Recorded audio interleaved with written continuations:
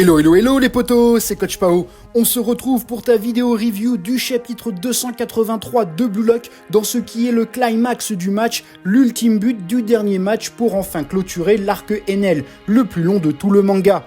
Le chapitre précédent a été très apprécié par les fans Blue Lock, surtout que les auteurs ont clarifié des éléments narratifs qui pour moi n'étaient pas clairs, notamment l'intérêt de développer les types d'ego tout en nous parlant du type de talent, soit un génie, soit un haut potentiel ou prodige selon la trad. Tu rajoutes à ça la formule de l'évolution expliquée par Ego et franchement il y avait de quoi s'y perdre. On est dans un épisode de Détective Conan ou dans un manga de football. En tout cas maintenant on sait tout, que c'est comme une balance, le haut potentiel n'est pas plus faible qu'un génie. Les deux se valent, c'est juste une question de style.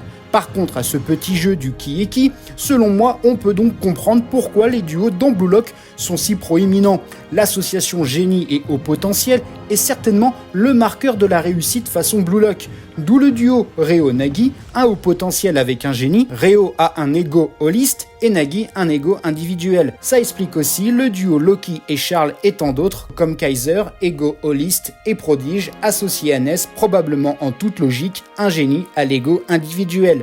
Le côté restrictif et ou libre doit pas vraiment rentrer en compte ici. Du coup, le super duo pour le Japon, Isagi Bashira, un haut potentiel avec un génie, un holiste et un individualiste, semble être à coup sûr le duo le plus bankable pour faire gagner le Japon. Encore une fois, c'est ma théorie, mais Isagi et Bashira, c'est les potos du début et ils kiffent jouer ensemble. Ceci étant dit, avec ce chapitre 282, je t'ai fait une vidéo théorie du but qui allait conclure la NL, avec une ultime ref à Noah. L'idée étant de revoir via l'action du but tous les power-up que Isagi a gagnés à chacun de ses matchs, pour te ramener au début de la NL, comme lors du match contre le Barça, avec un but ressemblant à celui de Noah, histoire de faire le parallèle et d'obliger Noah à voir Isagi comme un rival et pas simplement le héros du Blue Lock, juste bon à éveiller l'ego de Kaiser. D'ailleurs, merci à tout le monde pour le soutien, cette vidéo théorie a été kiffée par un grand nombre, merci, en espérant que ça arrive, mais ça reste une théorie, c'est un jeu. Rien de sérieux, le délire oracle du Blue Lock, c'est une vanne, pas du premier degré. Cependant, cette théorie super cool télescope une autre que j'avais faite entre le chapitre 281 et 282, où je t'avais dit que l'association Kaiser-Isagi serait fort probable le fameux Kaisagi, car beaucoup de fans, Fujoshi notamment, poussent pour que Kaiser et Isagi deviennent un duo façon je t'aime moi non plus. Et tu sais ô combien j'alerte sur ce problème récurrent dans Blue Lock et dans l'industrie manga animé de transformer les persos et les histoires en boys love story juste pour alimenter des fantasmes et faire vendre du merchandising kawaii. C'est un fait, si tu es allé au Japon, tu as dû le constater comme moi.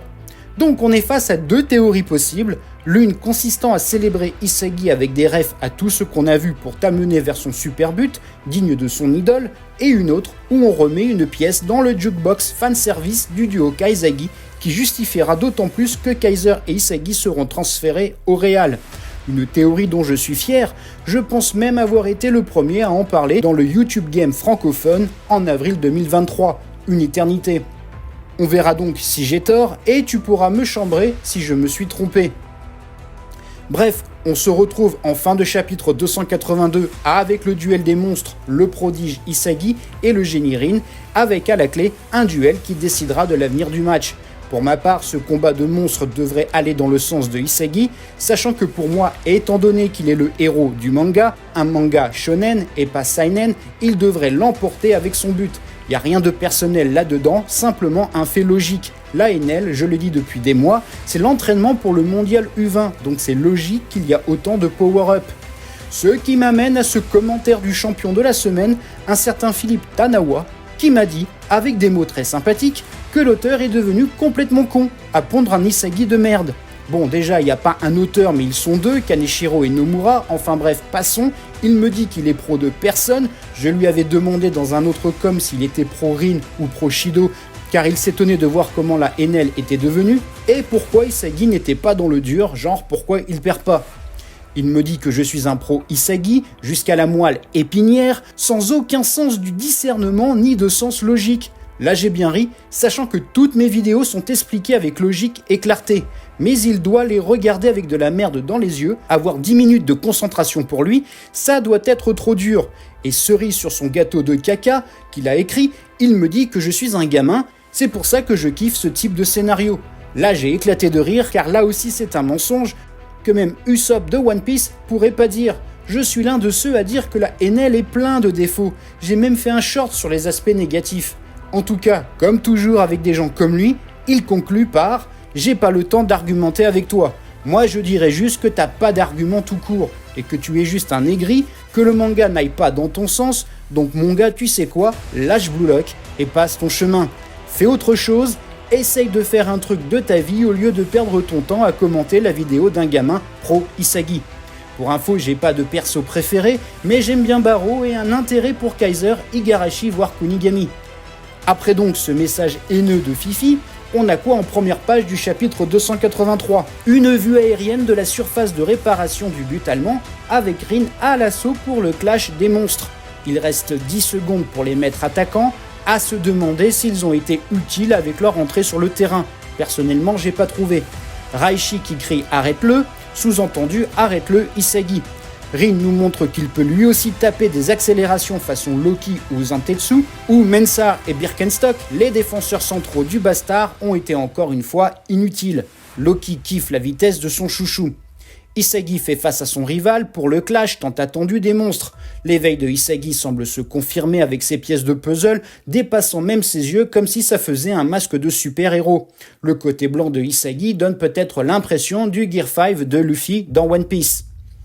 C'est d'autant plus vrai sur cette première double page, où ici tu as la représentation de la balance vue au chapitre 282 au potentiel et génie. Ça donne donc l'idée du yin et du yang, les deux formant un tout, une réalité liée, sans que l'une des parties surpasse l'autre. Autre double page, on a Rin qui crie Isagi plusieurs fois, signe de son obsession de détruire son rival. Moi ça me fait penser au combat Naruto contre Sasuke dans le combat de la vallée de la faim. Isagi s'élance pour bloquer Rin, active son pouvoir du monstre destructeur pour une nouvelle double page où il tire de toutes ses forces vers le but. Avec l'idée, comme il l'a expliqué dans la partie Rinlock, de détruire son adversaire de la même manière. Sauf que c'est mal connaître Isagi qui a compris tout ça, et comme un chevalier dans Senseiya, la même technique ne marche pas 2 fois sur lui. Rin aurait dû le savoir, lui qui a paré la malice de Igarashi, mais ici c'est Rin lui-même par arrogance et vanité qui semble avoir commis une erreur, tellement obsédé à terrasser Isagi. Isagi lui balance qu'il n'est qu'un pion et il dit à Rin qu'il espère qu'il a bien kiffé son shoot, mais que ça va pas durer, car Isagi vient de dévoiler son plan machiavélique, jouer le jeu de Rin pour mieux le contrer. Prétendre de la jouer fair play, 1 contre 1, quand en fait il s'agissait de permettre à Kaiser d'intervenir. Et oui, les auteurs sont allés dans le sens de la fanbase Kaizagi avec l'idée d'associer Kaiser et Isagi pour anéantir le monstre destructeur, les deux héros affrontant le boss ultime, comme évoqué dans un de mes shorts où le match contre Paris était construit comme un RPG. Pour battre un boss super fort, il faut être en multijoueur, Isagi le guerrier mage avec Kaiser le haut elfe. C'est donc la réaction chimique tant désirée par de nombreux fans qui se met en action entre les deux prodiges.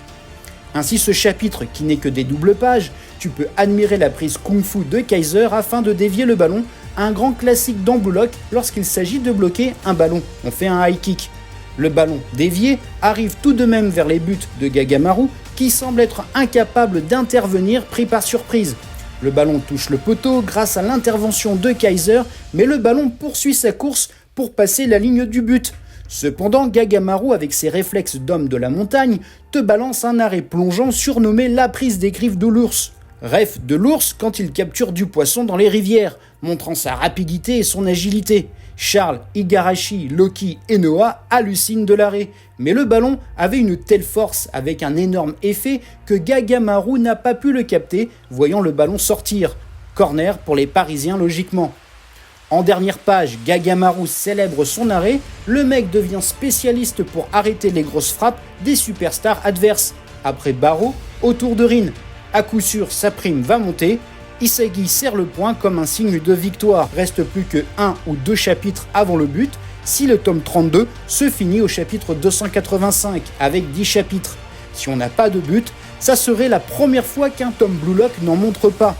À ton avis, but au chapitre 285 ? Sachant qu'il y a une remise en jeu pour Paris, il faudra donc une contre-attaque avec interception du ballon d'un Allemand, peut-être Ness, et si ma théorie du but, ref ultime à Noah, était encore viable, Le duo Kaiser-Isagi n'était peut-être que uniquement pour stopper Rin ici.